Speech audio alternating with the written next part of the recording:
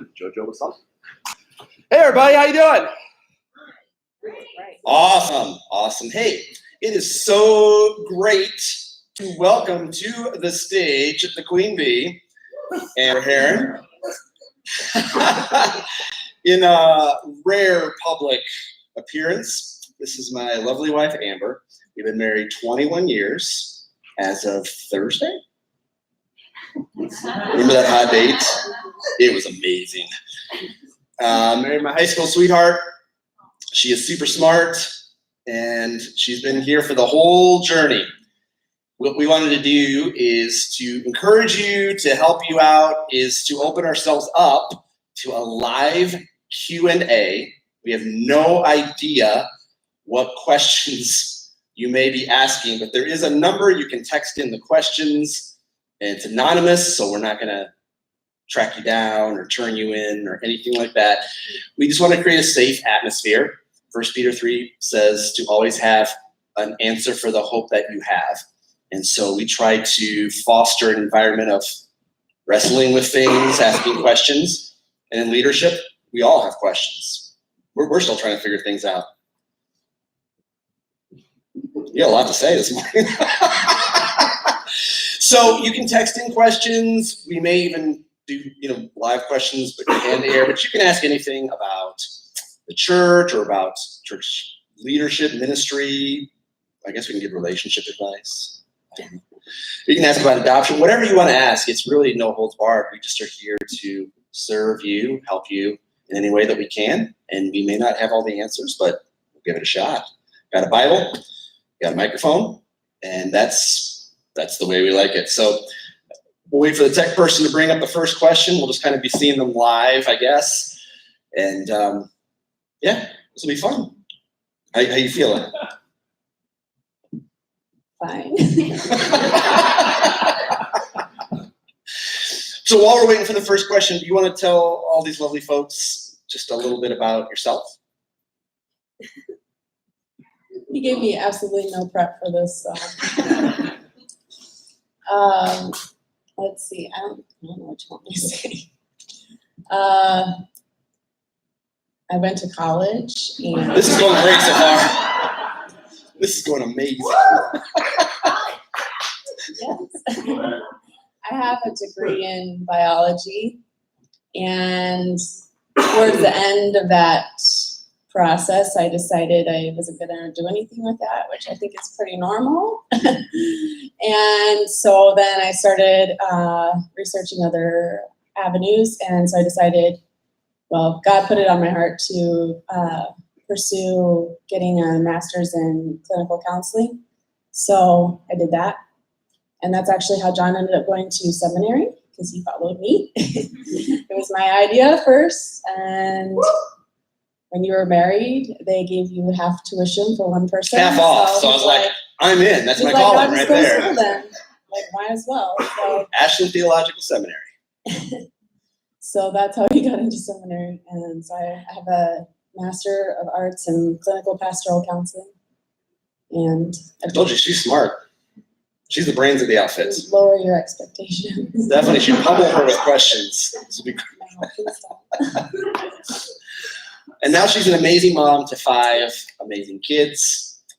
And here we are. Great. So we've got some questions that have been getting texted in, Ian, I'm hoping.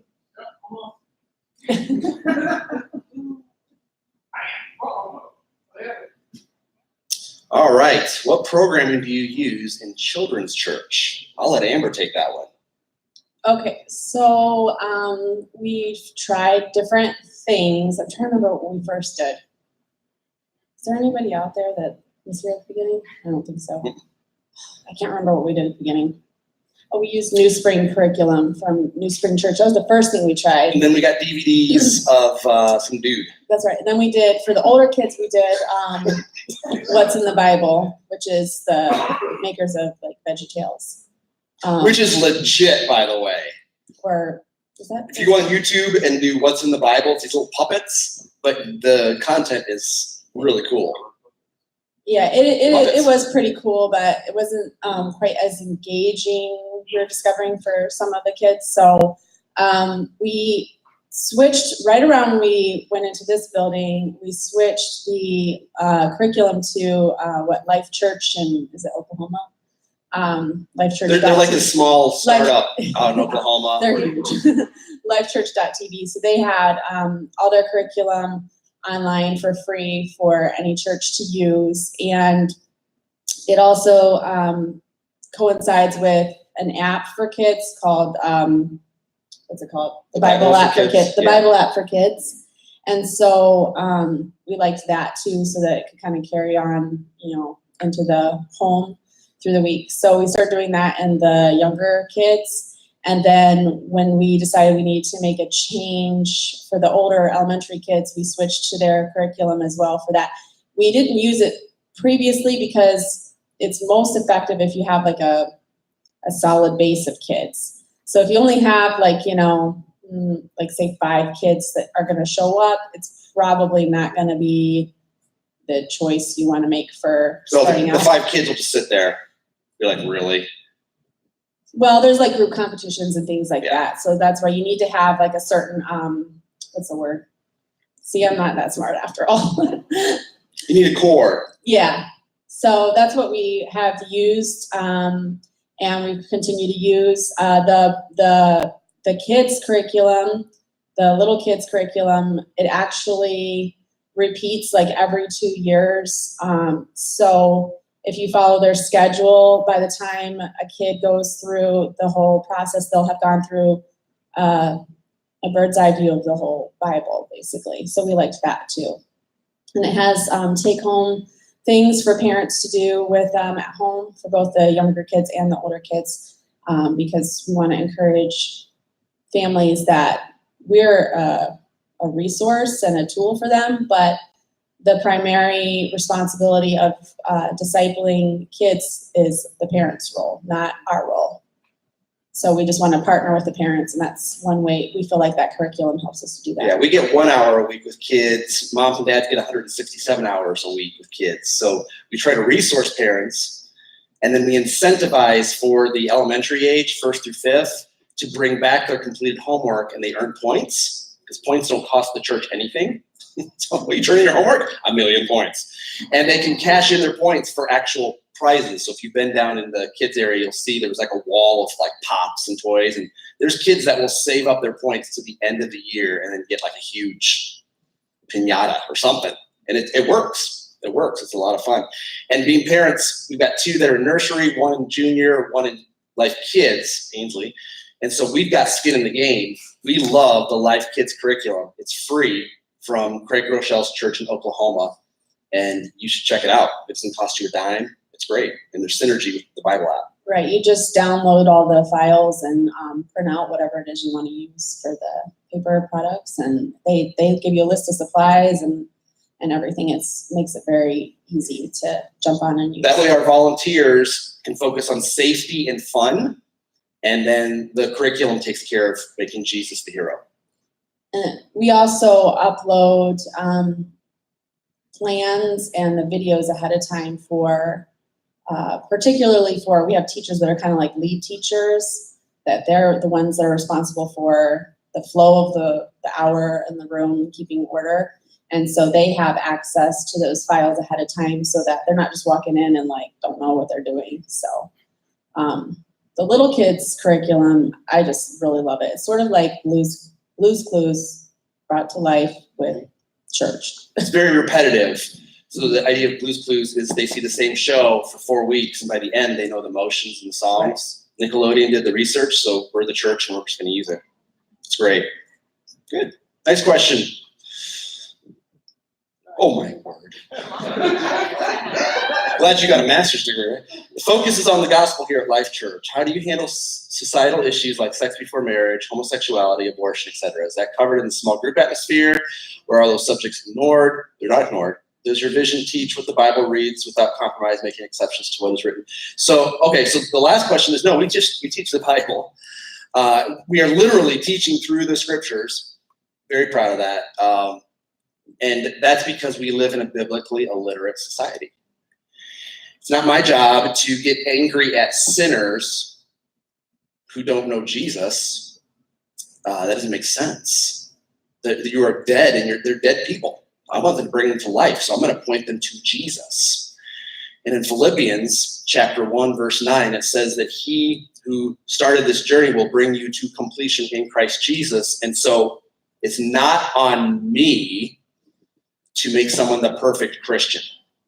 My job is to create easy on-ramps, to create an atmosphere of radical acceptance, making Jesus the hero, pointing them to the scriptures without any mixture of error. So the way that we would teach this in a large group, and you can go online, lifechurchmichigan.com, and listen to the first 2 messages from January when we talked about creation, the first 2 weeks in Genesis. We go through Genesis 1, Genesis 2, Genesis 3. I teach that Adam and Eve are literal historical people because in Matthew 19, Jesus referred to them as literal historical people. And in Matthew 19, Jesus affirmed everything in the creation account. I don't have to take that time to hammer down on society and issues. I want to hammer down on here's God's best for your life. And that regardless of the past, we get a fresh start in Christ. The best is yet to come. Now, I will undoubtedly have people that will Facebook message or email and say, hey, I want to ask you about gay marriage or about abortion. And so we'll set up one-on-one meetings. We do live Q&As throughout the year at Life Church, which is part of what builds trust with our people. And people will every time ask a question about one of these hot button issues, and I give the exact same answer. I'll say, number one, no matter how I answer your question in this mixed gathering, someone is going to get hurt. And that's not my heart, but I understand grace and I understand truth. I've read John chapter 1. And so number 2, you should know that our church is not like what you see on CNN. If you've seen people that are protesters saying turn or burn and God hates this and God hates that, I'll always say this, we do not stand with them. If your faith causes you to hate someone, you're doing it wrong. Ephesians 6, Paul says, our war is not against flesh and blood, but against powers and principalities. So if it has flesh and blood, it's not your enemy. We don't have to be angry at each other. And then I'll say, hey, if you want to have a one-on-one conversation, a conversation, not condemnation, we'll do that. And that happens a lot. This year I've had 3 different one-on-one meetings with lesbian couples in our church. And what we've discovered is that when you sit down in a spirit of we're all humans here trying to figure out Jesus and following Jesus, we'll listen to their story and I'll kind of say, well, here's where I'm coming from. And you are welcome here. The more that we all follow Jesus, the more we are transformed, it says in Romans 12. And I'm going to trust that the process that God has begun in someone's spiritual journey will be carried to completion. Do you want to add anything to that? So we prefer to do one-on-one meetings. I would just mostly say it's kind of going back to what you're saying, like that balance of grace and truth. Because if you're coming down just on truth, well, now you've completely lost your opportunity to be a voice of influence in that situation because they're not going to talk to you anymore or they're not going to come to your church anymore. So you want to be able to position yourself so that you can continue to be an influence and shepherd them through, that particular area of their life. And leadership is influence. Influence is huge. If I come down on something in a sermon, it will get on the internet. And then becomes a hurdle between someone far from God and the gospel. So my job with the Sunday gatherings is to remove every hurdle I can to get them to Jesus. That's why we are strictly apolitical, and people love that at Life Church. They have no idea how I vote, and I want it to stay that way because it's about Jesus. Yeah, and if you did come down like really hard in a message or something, and someone's watching, say, online or something like that, that's all they're going to hear. They're going to disregard everything else that you said, even if it was balancing out with grace. And then As far as a small group atmosphere, I would strongly, I don't know if John will say the same, but I would strongly discourage discussing these hot button issues in a small group setting, because they are hot button issues, and people are very passionate about it, and it could not reflect Jesus very quickly, and it could end up being, it depends on who your small group leaders are too, I would say, how grounded they are in scripture and as a leader, because that's a heavy weight to put on a small group leader if they're not equipped to handle it. So I would, and it can turn into gossip really fast, which is something you already have to guard. Here's the primary issue. The primary issue is the gospel. With all those issues, it's the gospel. And that's what we want to point people to. Those are secondary issues. Those are symptoms of the problem. Someone needs the gospel. And rules without relationship lead to rebellion. So if I say, you can't, I've just issued a rule, but you don't have a relationship with me, they're going to leave the church. I have no influence in their life. I can model a better route with abortion by sharing about adoption and how that's been a huge part of our lives. And so we want to model things and live this out and give people the space to belong before they believe. You see on the side of the building, faith is a journey, not a guilt trip. So we always see things through the lens of how can I be a missionary? How can I be a voice of influence for the gospel? That was heavy. I was hoping for what's your favorite color? Holy cow, that's a good question. How do you handle team leaders who are resistant to change and new vision? Oh, well, you just kowtow to whatever they think. No, the issue is God is not a God of confusion.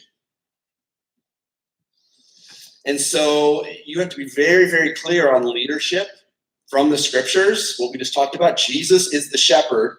He's the chief shepherd, 1 Peter 5. We are all under shepherds. And there's roles of elders and deacons. We don't use those titles very much at Life Church. 99% of our people would have no idea what that means. But if we bring someone on staff, they're going to fall into one of those two categories. And we're super, super clear on 1 Timothy 3, Titus 1, the office of elder versus 1 Timothy 3, the office of deacon. And that really quick delineates who gets to speak into different situations. And to be completely honest, people will share their opinions all the time on Sundays. When you're standing out in the lobby, shaking hands, Pastor, that was a great talk. Great. I just felt the spirit. Great. But then people will say, I just didn't like your choice of words there. I'm going to listen to some people and not listen to others. If it's someone that I know, their heart is here, they are a lifer, they're all in, they serve, they tithe, that shows you where their heart is. Their opinion is going to have greater weight than the person who's visited once and gives their opinion, or the email that's not even signed. If it's anonymous, I don't even see it. So we weigh out opinions. But when it comes down to vision, man, biblically, God channels the vision through one quarterback who is held accountable, and it's knowing who you're accountable to. I'm accountable to a board of directors. I'm accountable to my wife. She'll be the first to punch me in the throat if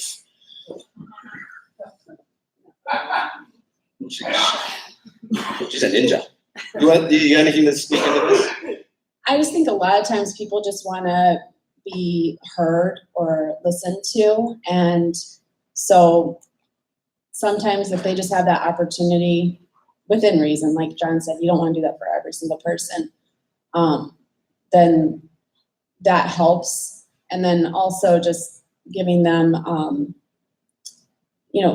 maybe they have a good point. And so just listening to that. Once you listen to them, maybe you realize there's a part of your vision or your plan that they aren't grasping yet. So maybe having the opportunity to communicate more the why behind it. When they hear that, then they might be more likely to come on board. I see it kind of like parenting.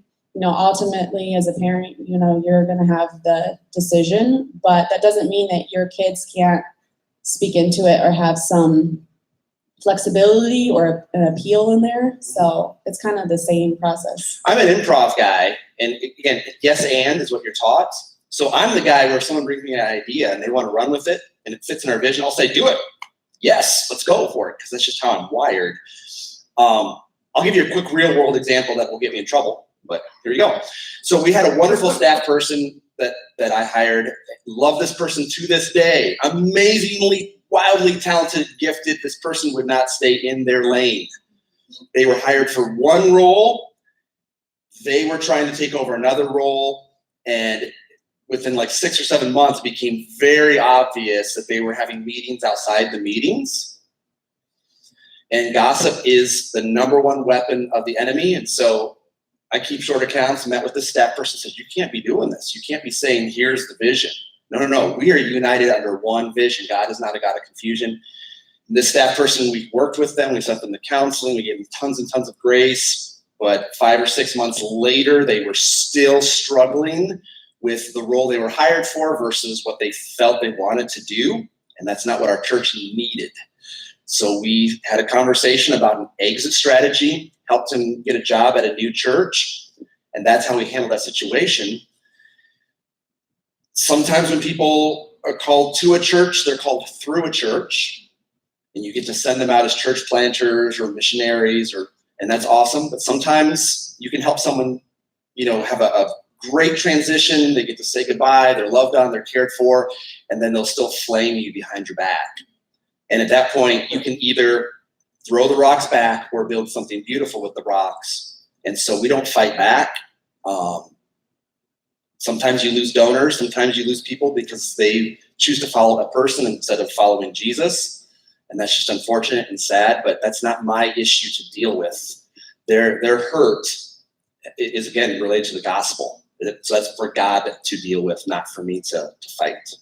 And we've come to a point in our ministry journey that we're not going to beg people to stay.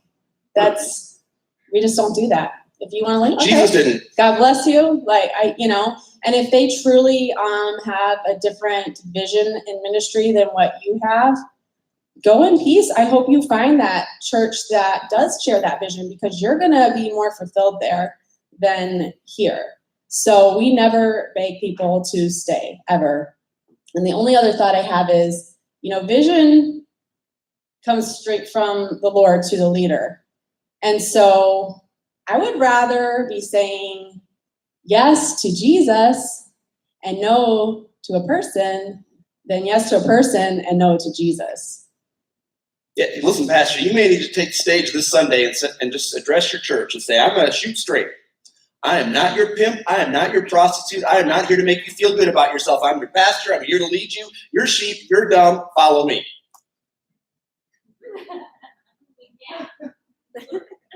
That'll separate. That's all right. I'm so glad we're live streaming this. Okay. What do the 3 slashes symbolize? Monster energy drinks. Corporate sponsor. Is that really bad? The 3 slashes, the triple slash. Is that the logo? It's very similar, but that wasn't. Sorry, we're having a moment here. It's the Trinity, Father, Son, Spirit. So the Trinity is right there in between life and church, and then it's slanted because God is active, God is moving forward.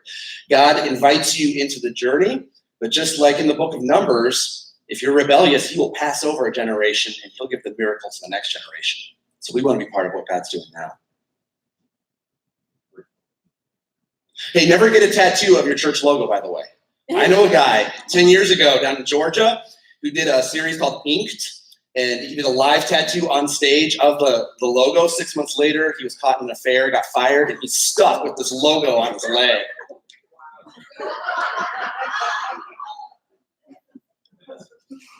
Oh, this is for you, so I'm not even reading it.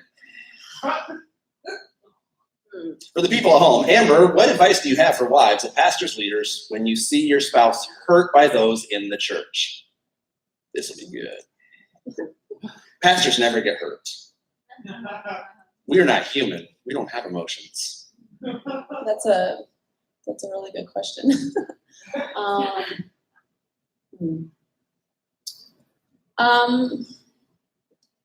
Well, if you're anything like me, odds are you possibly are feeling that hurt even more than maybe your spouse. It's sort of like, you know,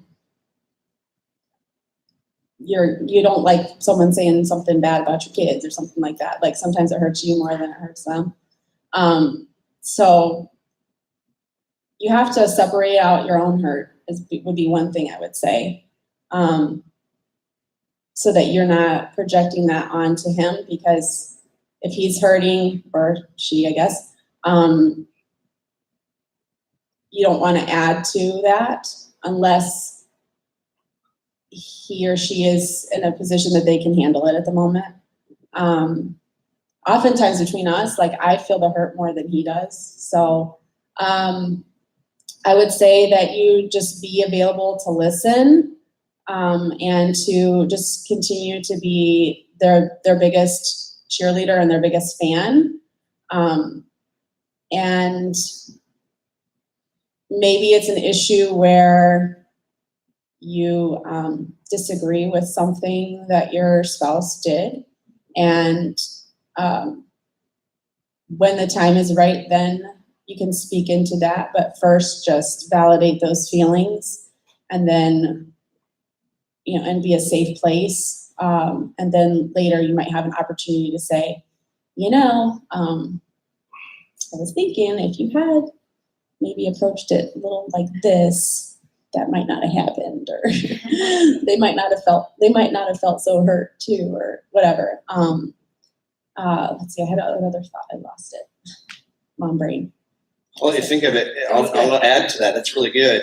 Men, you need a healthy release valve, because if you're a man, you're wired differently than a woman, and your release valve cannot be your wife.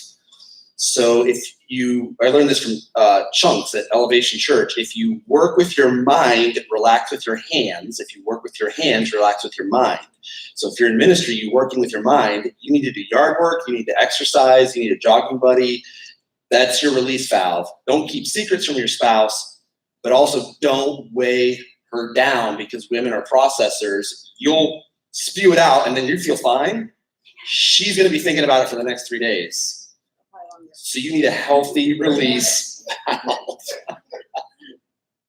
The other thing I was going to say is I learned pretty early on, it's harder now that we have 5 kids, because that's just equals chaos. But aside from that, before kids, I learned from people who were leading me to try and just have my home be a place of like retreat that my spouse wants to come home to. So that's just another thought. I would also say, this is something I actually have to grow in. Try not to bring it up unless he brings it up. Because maybe he just finally like let it go and was relaxing, and then you're like, hey, how are you feeling about the fact that person stabbed you in the back? You know, you're probably not going to say it like that. You're probably not going to say it like that. But that's an area where I grow up, because like he said, you're processing and I'm thinking about it. Or, one thing I do that's really horrible is I bring stuff up like right before bed, and I'm just not thinking. Like, that's just when it's coming to my mind, and I'm not thinking about the fact that, great, now he's not going to be able to fall asleep because I just stressed him out because I brought up this. So then we do other things. We brought up this issues, so. One last thing for staff members. Hey, the most vulnerable time for your senior pastor is right after they've preached and Mondays. Because preaching releases a lot of adrenaline, a lot of chemicals. But when those chemicals dissipate after getting off stage or on Monday, they're having a hangover type of experience. They're very emotionally vulnerable. That's the time to give them the attaboy, to build them up. You don't need to necessarily say, oh, here's what went wrong. You want to accentuate the positives and build into them. Yeah, and even just, if you have like kind of a list in the back of your head of people's stories that your spouse is impacted, bring those up. Like, that person might have said this, but you remember so-and-so? Look at how far they've come. They started, they weren't even a believer, and then they, got saved, and now they're leading a ministry on their own. And that's because you followed what God said you did, told you to do, and just building them up like that. And obviously, praying for them. Next year will be 20 years full-time ministry, and what's been shocking to see, almost every friend that I have in ministry has either fallen or left church world, because it only takes 5 complainers in the church to cause the average pastor to leave ministry, which is incredible. But they also still have personal responsibility for their choices. Yes. But we tend to amplify the negatives, and we forget that the super majority love you and are on board with you. Great question. No. I don't have any. I wanted to. I'm assuming that's asking if we have one. No. Last year was our 20th. I'm like, babe, let's get matching tattoos. She's like, no. I don't have any. Just not interested. Sorry, I don't like needles.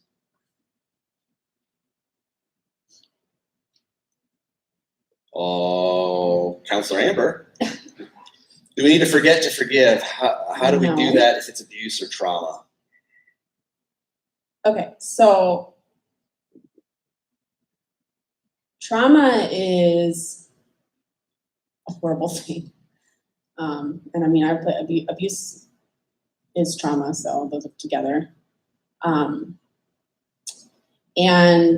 part of what makes it horrible is that it can just sneak right back up on you, and you just don't see it coming. There's triggers everywhere. It can be simple as the season of the year, or a smell, especially a smell in the air, something you see, So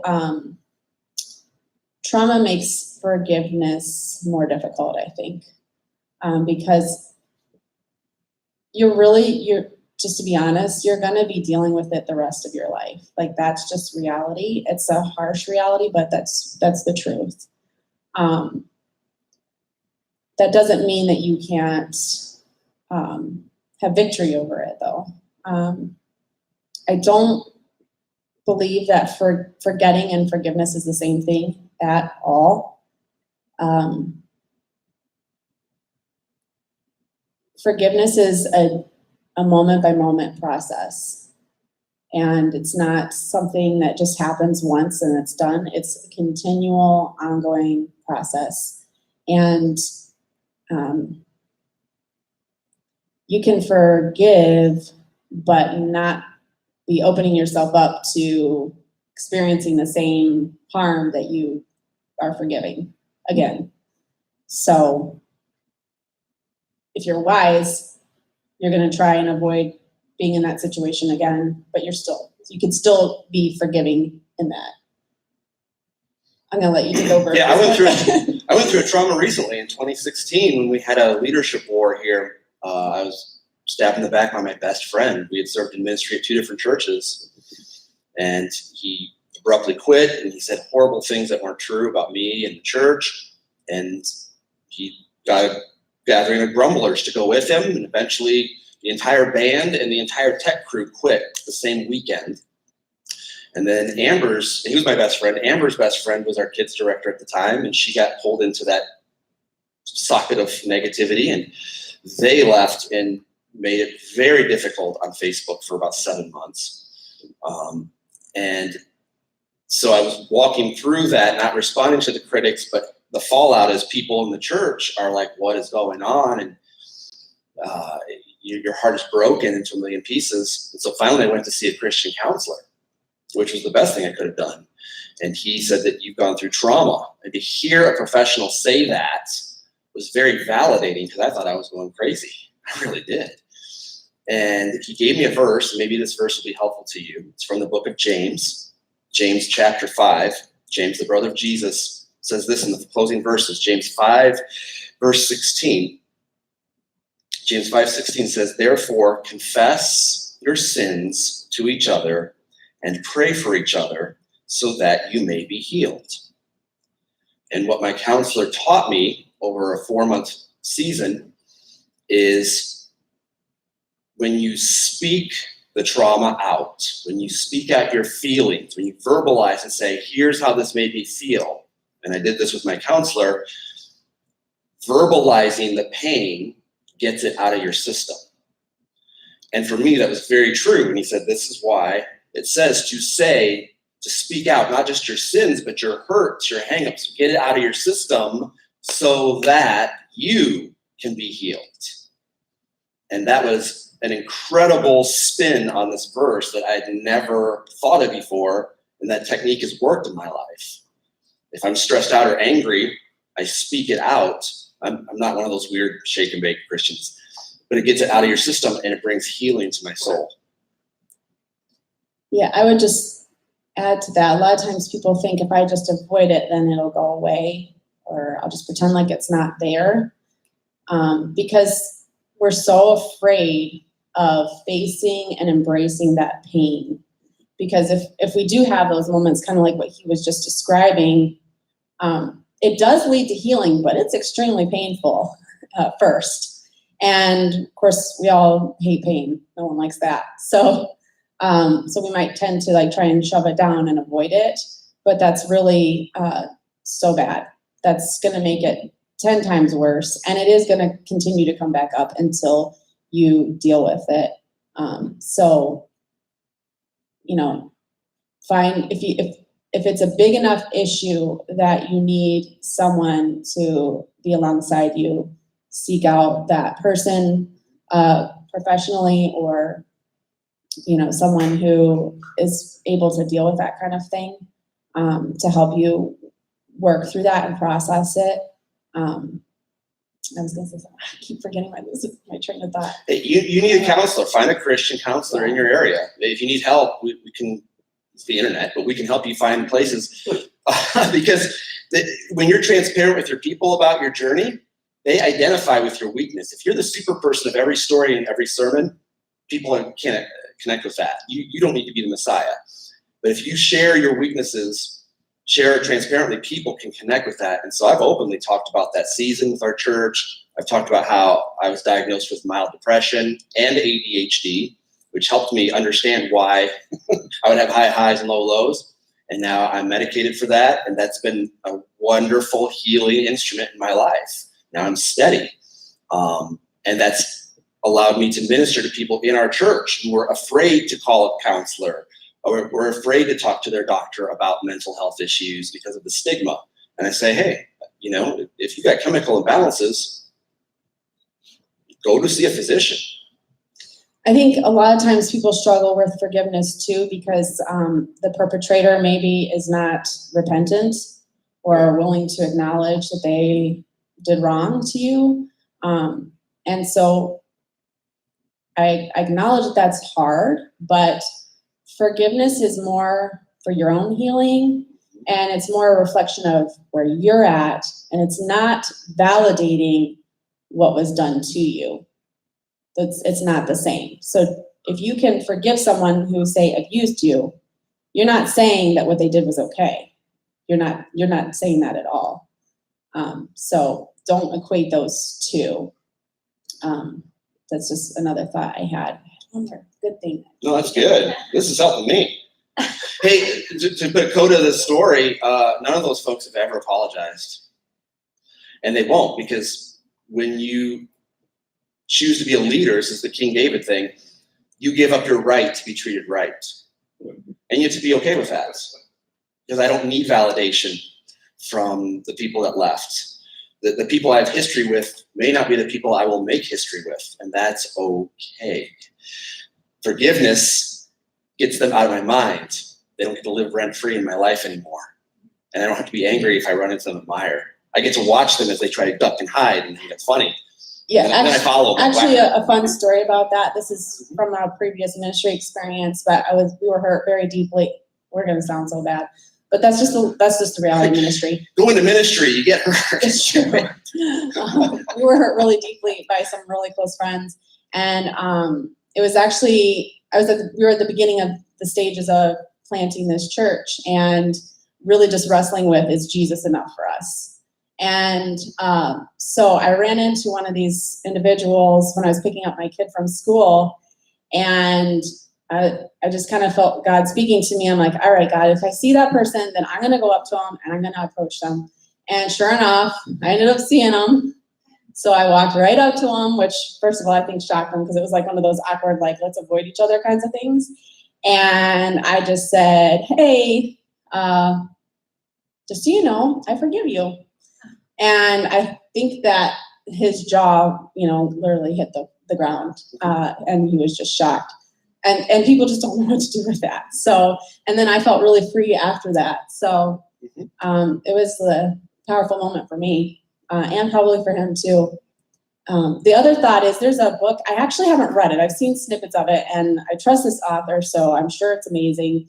It's called It's Not Supposed to Be This Way or That Way. I'm not sure if it's this or that. And it's by Lisa Turkhurst. And she wrote it after experiencing infidelity from her husband, and who initially was not willing to walk away from what he was caught up in. And so that might be something that's really helpful to you to check out. And lastly, at the end of the day, Jesus, it says in Hebrews, is a great high priest who understands everything that you're going through because he went through it. He was betrayed. He was backstabbed. He was rejected. And so Jesus will never thrust you into a situation that he didn't already walk through. And the good news is that he conquered it. And because he conquered it, you can trust him in the pain. We can take one or two more questions. 6 years ago, you had a vision for Life Church. How does what we see today differ from that vision? That's a great question. Well, one of my one of my initial thoughts is that God has done. It's sort of like the fish and the loaves.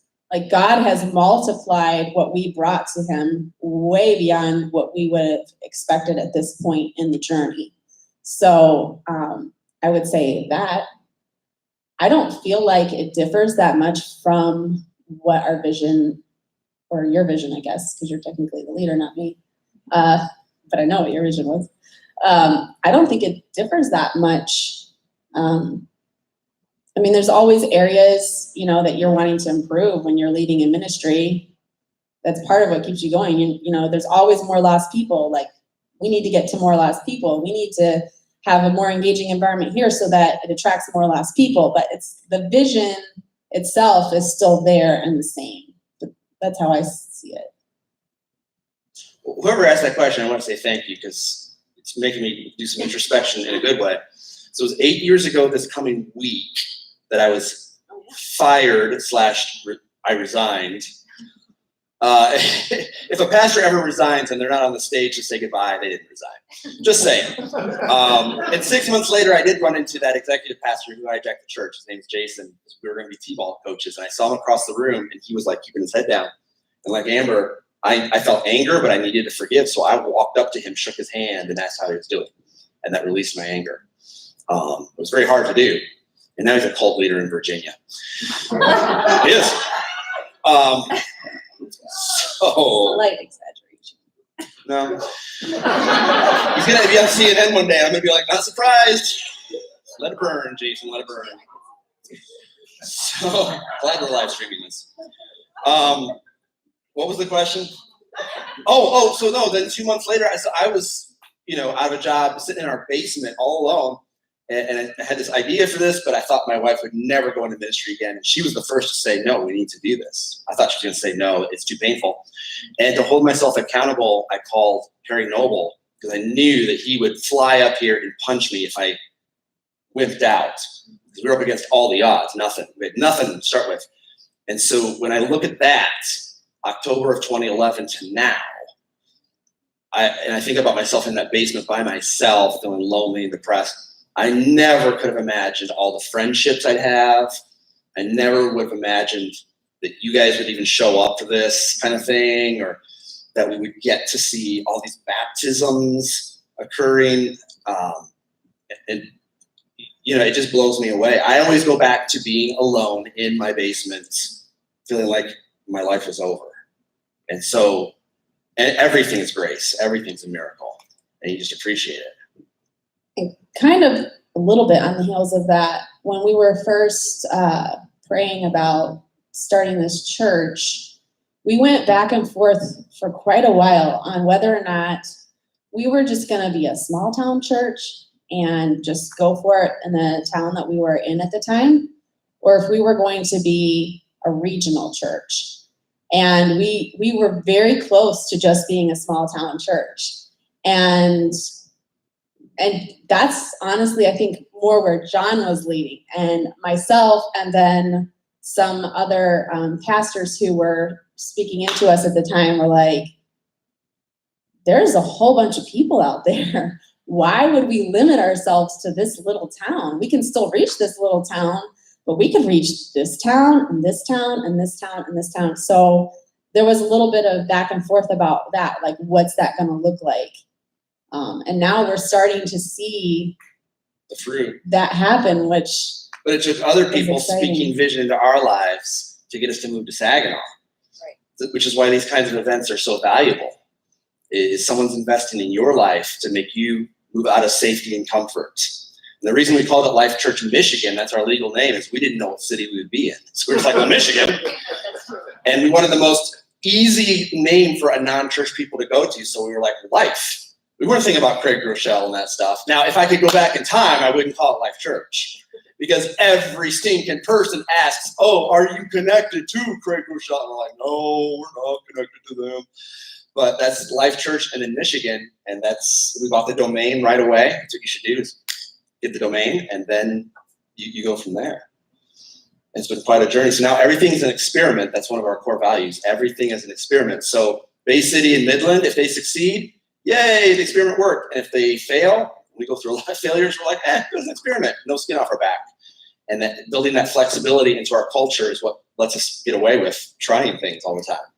So we're about to move Midland to the mall. I have no idea if it's going to work. No idea. But you better believe 3 days ago when I got the phone call, oh, this is being live streamed.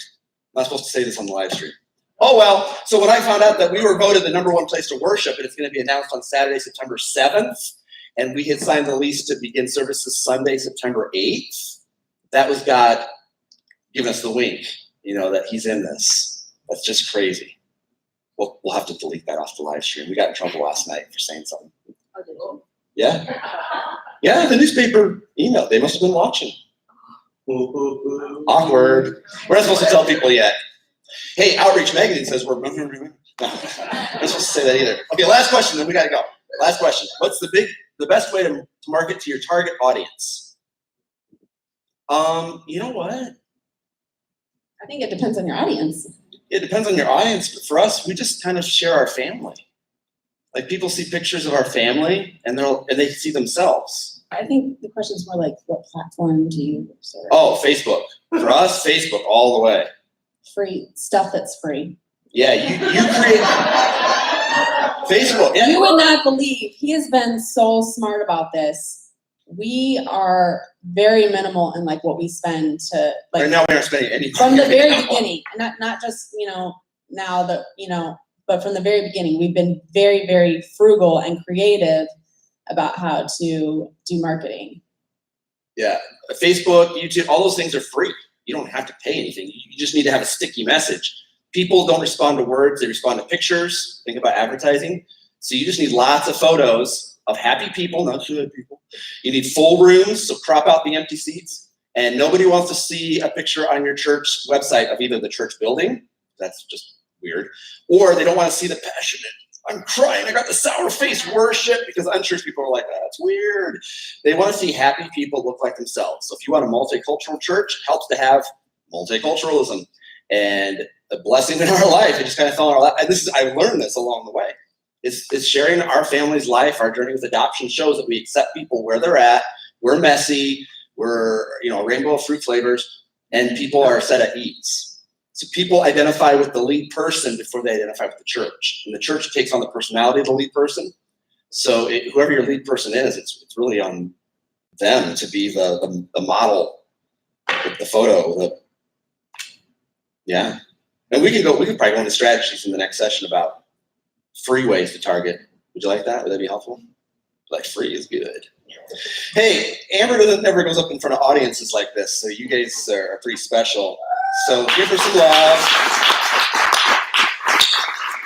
We're taking a brief break, so you can use restrooms. There's still some donuts, coffee. Amber will be around for 5 minutes in the lobby if you'd like to talk to her.